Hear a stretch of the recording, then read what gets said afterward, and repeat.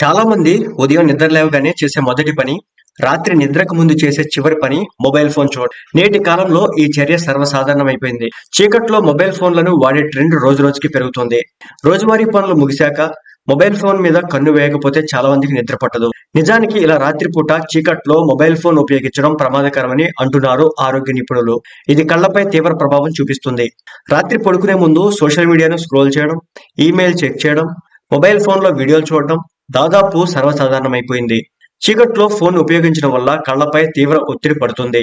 చీకట్లో ఫోన్ చూస్తున్నప్పుడు ప్రకాశవంతమైన కాంతి కళ్లపై పడుతుంది.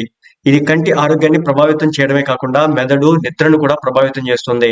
ఫోన్ వంటి ఇతర డిజిటల్ పరికరాల ద్వారా వెలువడే నీలికాంతి కళ్ల రెటీనాపై ప్రతికూలకంగా పనిచేస్తుంది. ఇది కంటి అలసట, డ్రై ఐ సిండ్రోమ్, దృష్టి క్షీణతకు దారితీస్తుంది.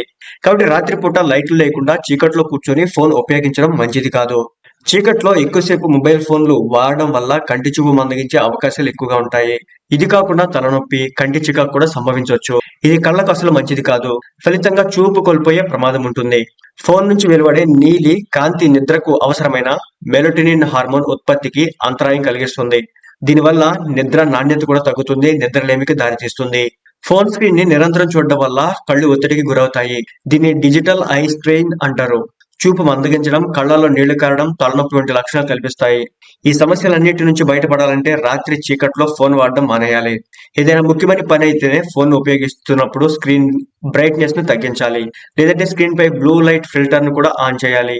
అంతేకాకుండా ప్రతి వ్యక్తి 20-20-20 సూత్రాన్ని అనుసరించాలి. అంటే ప్రతి 20 నిమిషాల తర్వాత కంటికి 20 సెకండ్ల పాటు విరామిస్తూ 20 అడుగుల దూరాన ఉండే వస్తువులను చూసే ప్రయత్నం చేయాలి. అలాగే నిద్రపోవడానికి కనీసం 1 గంట ముందు ఫోన్ ఉపయోగించడం మానేయాలి. కంటి ఆరోగ్యాన్ని జాగ్రత్తగా చూసుకోవడానికి రెగ్యులర్ గా చెకప్ చేయించుకోవాలి.